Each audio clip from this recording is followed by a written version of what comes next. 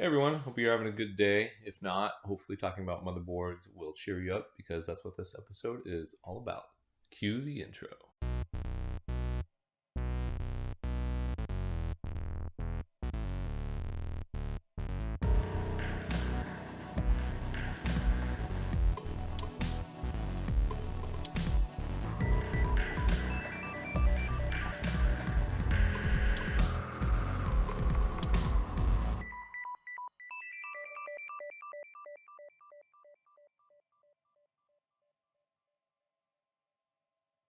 So I want to start doing videos like this that are pretty much just where I don't really deep dive into it, but it gives you a basic overview of what a motherboard is, what components are there, and what to look for within the motherboard.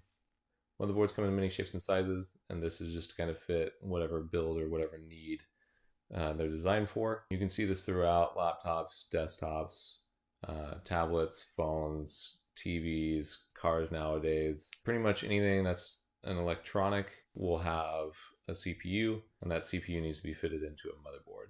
Motherboard is probably the most common name used. Apple typically calls their motherboards logic boards. You can also call it circuit board, main board, MOBO, system board.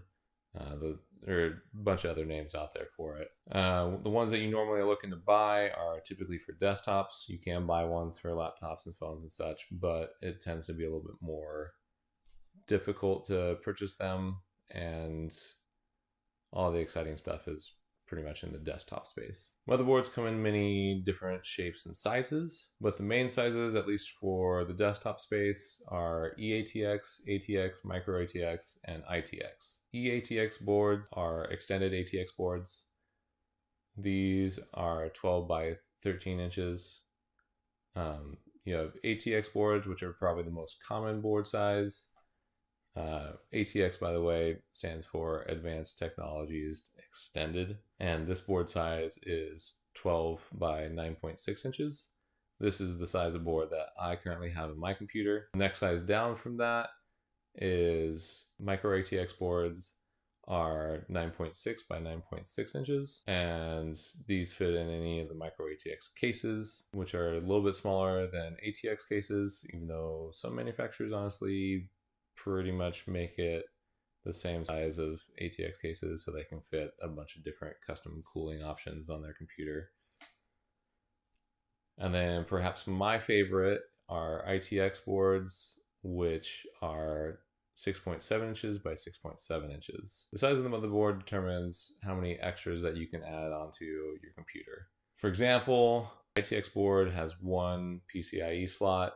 This PCI-E slot is normally used for a graphics card. You have your eATX boards, which will typically have 4 of those slots. The motherboard is what regulates electricity within your computer. Your power supply unit is what takes the voltage from the wall and then changes it to flow into your motherboard. Your motherboard then takes that 12 volt and then divvies it up to all your different computer components that are attached to your computer based on whatever voltage that they are asking for. The regulation of the voltage is overseen by your VRM, the voltage regulation module. The VRM is made up of 3 different components. You have your capacitors, you have your chokes, and you have your MOSFETs. MOSFETs is metal oxide semiconductor field effective transistors, which is a bit of a mouthful, but again, essentially it just goes through and helps regulate the voltage. So if a component is asking for 120 watts, your component's going to get 120 watts. Whenever you're shopping for most computers, you're going to have either Intel or AMD. The motherboard is also built for those specific processors. Where the processor goes is called the CPU socket. So with AMD processors, they are backwards compatible with most of their CPUs. So all their new CPU sockets for the new CPUs are AM4. If you buy a new CPU, it will fit into an AM3 Plus socket, it'll fit into an AM3 socket. So it's nice that AMD at least has backwards compatibility for that. This just means that you're able to upgrade your CPU so that you can get some of the faster speeds or more cores, and you don't have to spend any money on upgrading your motherboard in order to do so. The only downside is that you might lose out on some of the new features that the new motherboards have and some of the new CPUs have. The nice thing is that you'll at least save some money. Intel is kind of the opposite.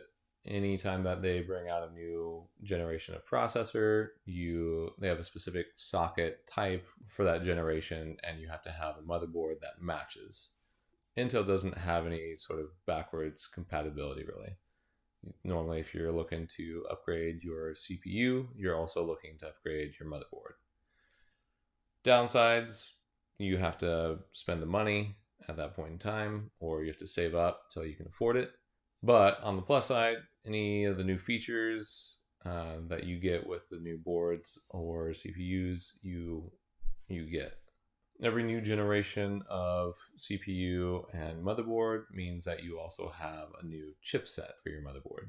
The chipset is typically under the logo for the motherboard manufacturer. This chipset is what the CPU uses in order to talk to all the different components within your computer, and it's the way that all your components speak to your CPU. So things like your monitor, headphones, speakers, external storage that you connect to your USB, all that communication from all those devices to your CPU is done through your chipset.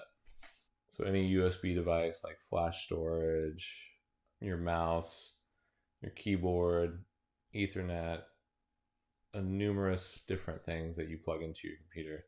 All these different things that you plug in, those ports that you plug them into, this is all part of your I/O. I/O stands for input output. So anything that you plug into it is input. Anything that's put out like sound or video is part of your output. There are also internal peripherals. These are either integrated peripherals or card slot peripherals. Integrated peripherals are hard drives, your CD/DVD drives, anything that connects to your motherboard through a SATA cable. Card slot peripherals are anything that plug into your PCI-E slots. The number one thing that you would normally find here is going to be a graphics card, but you could also plug in things like an internal Wi-Fi card or a sound card or a capture card device in order to like stream or record to your computer or to capture the screen on your computer. There are a few different types of PCIe slots. You have different gens. The newest gen coming out this year is Gen 4. The past couple of years of boards have had Gen 3. Then you have Gen 2 and you have Gen 1. There are also typically X16, X8, X4. What this all means is that your processor allows for X amount of PCIe lanes. If your PCIe 4.0 slot has X16, that means it gets 16 lanes from your processor. Most AMD processors have higher lane counts than Intel ones, but the past couple of generations of Intel processors for their high-end stuff typically have about the same amount of lanes. Most of the time, it doesn't really matter. If you just get your graphics card, you put it in, normally the top slot is your X16, and then that top slot, and for your average consumer, normally a graphics card is all that they'll install. And then your X1 slots are the little tiny slots. Those ones are typically for your Wi-Fi cards. Another main selling point of desktop motherboards is RGB and the overall aesthetic to the board. A lot of board manufacturers have started designing their boards to look really good because a lot of computer cases have started to showcase your computer components. Your motherboard is probably one of the biggest pieces of your computer, at least based on surface area. So people have been asking for motherboards to start looking better. Motherboards were commonly green, and now you can see them in all kinds of different colors. They have RGB on them, and then they also can have armor on some of them. They can have all kinds of different looks to them anymore. Again, this is all aesthetics, and this is all personal preference and taste. That's just something else to think about when you're looking to build a computer or buy a desktop computer. Making your rig look as good as possible and showing it off has pretty much become as common as buying a bunch of aftermarket parts for your car and then going and showing it off at a car show or something like that. Some people really take pride in their computer and what they have put into it. The motherboard is the piece that really helps everything kind of work together. And it's what really helps your computer shine. Just want to say thanks for stopping by today's video. I hope that you enjoy talking about motherboards. I hope you got something out of it. Again, if you have any questions or any comments, leave them down below. If you want to watch any of my previous videos, I'll leave them in the description below as well. And I hope that you'll continue joining me on this ride as we continue to discover more about the computer and what goes into how each and every single one works and all the different components that make them work. I appreciate you spending your time with me. Thanks for hanging out, and I will see you in the next one. Peace.